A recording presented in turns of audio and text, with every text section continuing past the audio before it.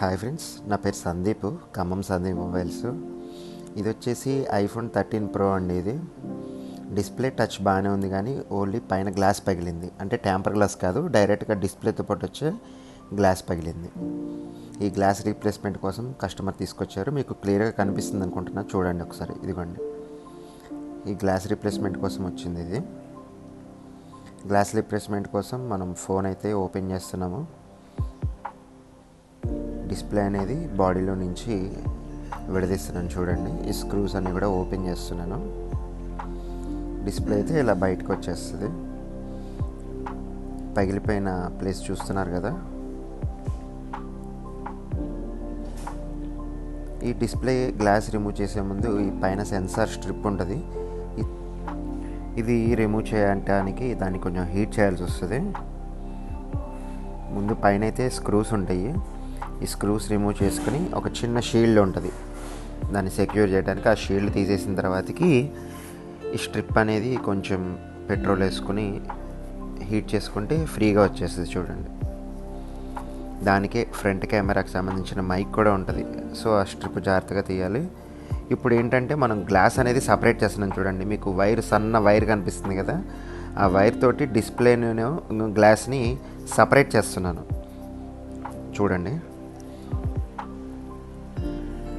అటు పైనుంచి ఇటు కింద వరకు స్లోగా కట్ చేసుకున్న తర్వాతకి మనకి డిస్ప్లే అను గ్లాస్ అయితే సపరేట్ అయిపోతుంది, చూడండి. అది అన్నమాట.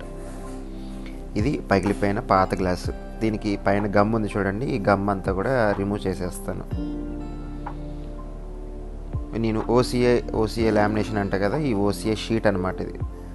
దాన్ని అంతా ప్రాపర్గా ఈ రోలర్ తోటి మంచిగా నీట్గా క్లీన్ చేసేస్తాను. తర్వాతకి పెట్రోల్ వేసుకుని ఒక క్లాత్ పెట్టి వైప్ చేస్తే ఈ డిస్ప్లే అంతా కూడా నీట్గా వచ్చేస్తుంది, చూడండి ఒకసారి. నీట్గా అయిపోతుంది.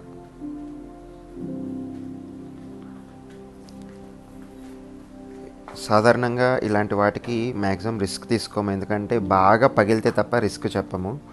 ఇది కొంచెమే పగిలింది కాబట్టి దీనికి రిస్క్ కూడా ఏమి చెప్పలేదు. ఈ క్లీనింగ్ అనేది అయిపోయింది కాబట్టి ఒకసారి ఇప్పటివరకు జరిగిన ప్రాసెస్లో ఏమైనా తప్పేమైనా జరిగిందేమో అని చెప్పేసి చూసుకుంటాం. ఒకసారి డిస్ప్లే ఆన్ అవుతుందా లేదా, ఏమన్నా టచ్ పని చేస్తుందా లేదని ఒకసారి చెక్ చేసుకొని మళ్ళీ ఫర్దర్ స్టెప్స్కి ప్రొసీడ్ అవుతాం అన్నమాట. డిస్ప్లే అయితే ఆన్ అయిపోయింది, టచ్ కూడా పనిచేస్తూనే ఉంది. సో మనం నెక్స్ట్ స్టెప్స్కి ప్రొసీడ్ అయిపోవచ్చు. ఇలా చెక్ చేసుకోకుండా డైరెక్ట్గా వెళ్ళిపోతే ఒక్కోసారి ఇబ్బంది అవుతుంది, ఎందుకంటే ఒక్కోసారి ఫెయిల్యూర్స్ కూడా అవుతుంటాయి. ఇది కొత్త గ్లాస్, చూడండి. ఇది వచ్చేసి పాత గ్లాసు. ఈ పాత గ్లాస్ అనేది మనం ఇప్పుడు రిమూవ్ చేసింది. ఈ కొత్త గ్లాస్కి ఓషే షీటు కలిపి ఉంటుంది. ఈ డిస్ప్లేకి ఈ కొత్త గ్లాస్ని కరెక్ట్గా, అంటే కొంచెం అటు ఇటు వెళ్ళకుండా యాజ్ ఇట్ ఈజ్ డిస్ప్లే పొజిషన్కే ఈ గ్లాస్ అనేది అంటించాలి. అంటించిన తర్వాతకి ఈ ఓసీఏ మిషన్ ఏదైతే ఉందో దాని డై అన్నమాట కింద ఉంది, దాని కింద దాని మీద పెట్టేస్తే మనకి ఈ లామినేషన్ మిషన్లో ప్రెస్ అవుతుంది. ప్రెస్ అయితే గ్లాసు అను డిస్ప్లే కూడా ఒకటిలాగా కంబైండ్ అయిపోతాయి. చూపిస్తాను, చూడండి. ఇది మిషన్ అనమాట, దాంట్లో పెట్టేశాను. లామినేషన్ ప్రాసెసింగ్ అనమాట. ఇది బటన్ నొక్కేస్తే అది వచ్చి ప్రెస్ చేసేస్తుంది మంచిగా నీట్గా. ఇది నేను చేసే రూమ్ అనమాట. ఇది మన ఎక్విప్మెంట్. ఇది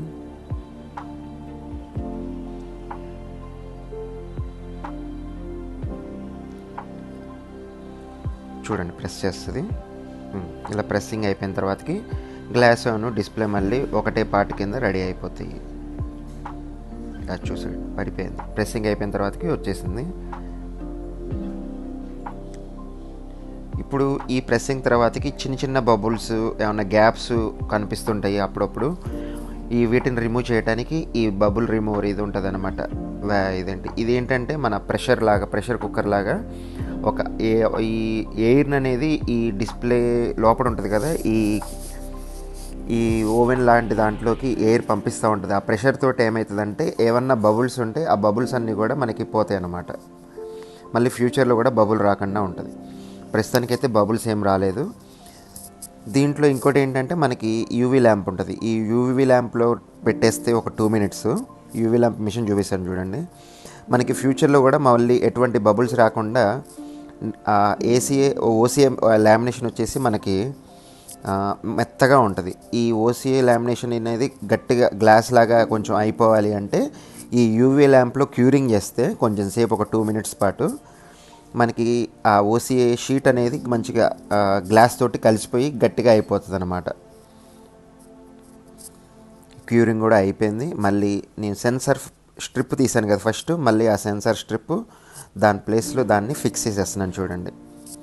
ఈ స్క్రూస్ అన్నీ కూడా యాజ్ ఇట్ ఈజ్ ఉండాలండి. ఒక చోట స్క్రూస్ ఇంకొక చోట వేయకూడదు. ఐఫోన్కి డెడ్ అయ్యే ఛాన్సెస్ కూడా ఉంటాయి, చాలా ఇబ్బంది అవుతుంది.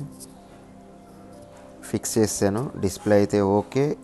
ఇది మన ఫోన్ నెంబరు, టచ్ అంతా కూడా ఎవ్రీథింగ్ వర్కింగ్, ఎటువంటి బబుల్స్ కూడా ఏం లేవు. చూడండి ఒకసారి.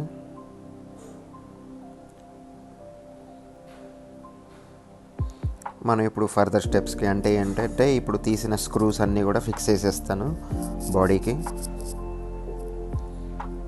ఆల్మోస్ట్ ఆల్ పని అయిపోయినట్టే. ఈ సెన్సార్ అనేది కూడా వర్క్ అవుతుంది లేదో కూడా ఒకసారి చెక్ చేస్తాను చూడండి. అది సెన్సార్ కూడా వర్కింగ్. ఈ మెయిన్ స్క్రూస్ అనమాట, డిస్ప్లే లోపలికి ఫిక్స్ చేసిన తర్వాతకి బయట ఉన్న 2 మెయిన్ స్క్రూస్ ఇవి. ఈ 2 మెయిన్ స్క్రూస్ కూడా ఫిక్సింగ్ అయిపోయింది. ఒకసారి మీకు ఫైనల్గా ఎట్లా వచ్చింది అనేది చూపిస్తాను చూడండి ఒకసారి.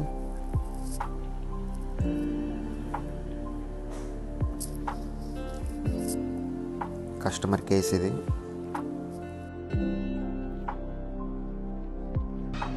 హాయ్ ఫ్రెండ్స్, ఇది చూశారు కదా కంప్లీట్ వీడియో. 13 Pro మనకి గ్లాస్ అయితే ఏదైతే పగిలిందో అది రీప్లేస్మెంట్ చేసాను. మనకి బ్రాండ్ న్యూ ఫోన్ ఎలాగైతే ఉంటుందో అదే కండిషన్లో ఉంది. దీనికి గ్లాస్ మార్చినట్టు కూడా మనకి ఏం తెలియదు. ఇలాంటి గ్లాస్ రీప్లేస్మెంట్స్ ఏమైనా ఉంటే డైరెక్ట్గా మీరు మా ఫోన్ నెంబర్ కాంటాక్ట్ అవ్వచ్చు, లేదంటే షాప్కి రావచ్చు. Flat phones, edge phones, watches ప్రతి ఒక్కటి కూడా మన దగ్గర గ్లాస్ రీప్లేస్మెంట్ జరుగుతాయి. మీకు చూసిన తర్వాతకి రిస్క్ ఏమైనా ఉంటే చెప్తాము, ప్రైస్ ఏదైనా ఉంటే చెప్తాము, అన్నీ చెప్పి మీకు వివరంగా చెప్పి స్టార్ట్ చేస్తాము. బాయ్.